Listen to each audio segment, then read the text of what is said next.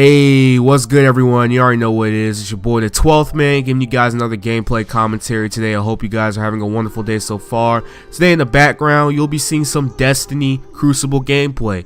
Wait a second, 12th man, Destiny? Why are you playing that shitty ass game known as Destiny, man? Black Ops 3 is out, Fallout 4 is out, Star Wars Battlefront is out. Y'all, I'm back on Destiny, man. I'm never gonna stop playing this game. But yeah, in the background you'll be seeing some Destiny PvP gameplay. I'm using the Zalo Supercell with no perks on it, so it doesn't really do shit, so I mainly rely on my shotgun.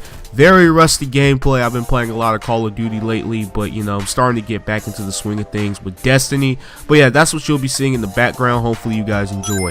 So in this video I just want to talk about the weekly update that came out on November the 19th, and in that update, two things that really caught my eye in that update. One, the weapon tuning that's supposed to be coming into Destiny in December, and the fact that there will be new exotics coming into the game, as well as old year one exotics making a comeback into the game as well. So without further ado, let's go ahead and get into it. The first thing I want to talk about is the weapon tuning in December. Both Destiny and Black Ops 3 got weapon tuning. If you want me to talk about the weapon tuning in Black Ops 3, then let me know in the comment section below. But let's go ahead and get into some of the weapon changes that are coming into Destiny in December. So let's start off with auto rifles, okay?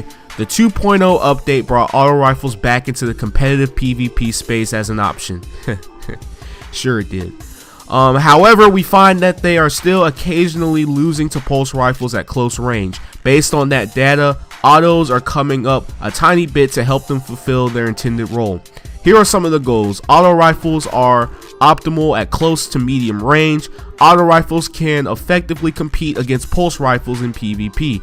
That's actually really good to know, because pulse rifles right now in PvP are dominant, especially the Red Death and the Bad Juju. I will be making a video comparing those two pulse rifles very soon, hopefully before this patch comes out. But anyways, let's keep on going. Let's now get into some of the changes that Bungie is getting ready to do with auto rifles in Destiny. So, small increases to base damage, meaning that low rate of fire auto rifles such as the Suros Regime and Answering Sword are going to get a 3% base damage increase. Medium rate of fire weapons such as Zalo are going to get a 7% base damage increase, and then high rate of fire auto rifles such as the Necrochasm are going to get a 4% base damage increase.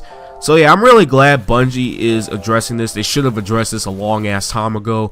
They tried to do it with the 2.0 update, but I still think auto rifles are still pretty weak in PvP. They've gotten better, but they're still pretty weak. They've gotten a lot better in PvE, but I really don't use auto rifles a lot in PvP because I really don't think they do shit.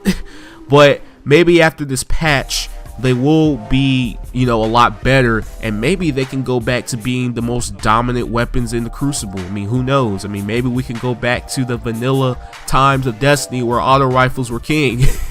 But then again, who knows? So anyway, moving on from auto rifles, we're going to be talking about pulse rifles. And we all know that pulse rifles are probably the most powerful primaries in the PvP right now. Some of you guys love them, some of you guys hate them, but Bungie is getting ready to do some changes with pulse rifles. So let's go ahead and get into it. So this is what they have to say. Pulse rifles are some of the most adaptive and efficient primaries right now. The base damage forgives enough thumb skill up close that they can compete with auto rifles. The effective range keeps scout rifles in check at extended ranges, and the burst cadence forces a grueling pace for even the most adept hand cannon users. We like that they're having a moment, but they need a few limitations in their raw utility. I agree. I love pulse rifles. I've loved them ever since I've had Destiny, but they need to be nerfed just a little bit, not too much. They need to be nerfed just a little bit. But here are some of the goals that they have. Pulse rifles is optimal at medium range, but can still effectively engage enemies at close or medium long ranges. Pulse rifles should feel strong in PvP, but don't become the only competitive option.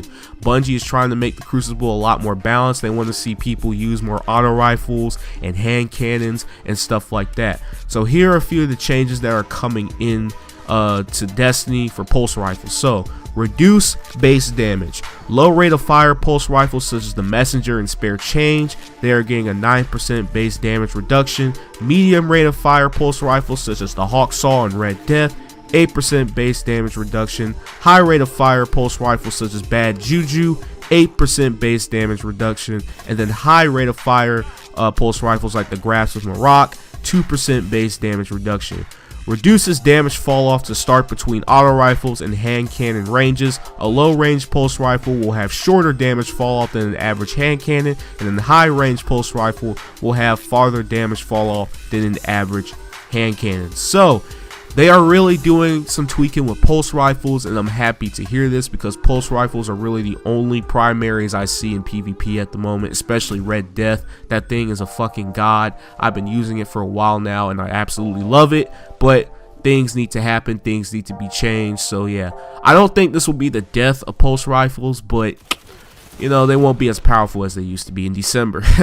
But yeah, those are really the two things I want to talk about in terms of the weapon balancing. I know shotguns are getting nerfed into the ground, but that's really all I have to say because shotguns have always been a problem.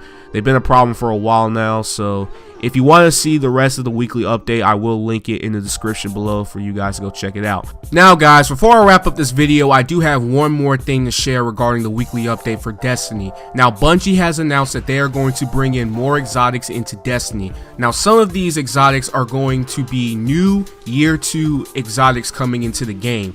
However, some of these exotics are going to be old year 1 exotics that will be making a comeback and will be getting year 2 variants. So guys, I am making this video on Friday, November 20th, and I originally made this video in the morning of that day. However, after I made that video, Bungie started to announce some of the exotic items that will be making a return into Destiny in December. One of those items that were mentioned were the Mida Multi-Tool. Now the Mida Multi-Tool is one of my favorite scout rifles in the game, probably my favorite scout rifle to use in PvP. A lot of people love Mida, so I can understand why Bungie brought it back, and I'm really happy they brought that weapon back. Super good advice in LMG I never used and never had, but it was really bad, so I didn't really care that much for it, but it's coming back. Dragon's Breath, or as I like to call it, the Big Blunt, because it looks like a fucking blunt.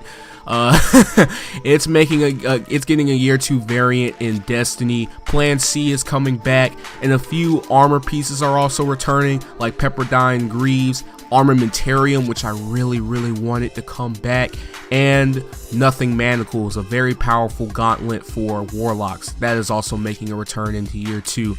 I don't know if they're done announcing weapons. I really hope a year 2 Vex comes out because I never got to experience the Vex Mythoclast in year 1. I really hope they don't make a year 2 variant of Thorn, and of course Gjallarhorn.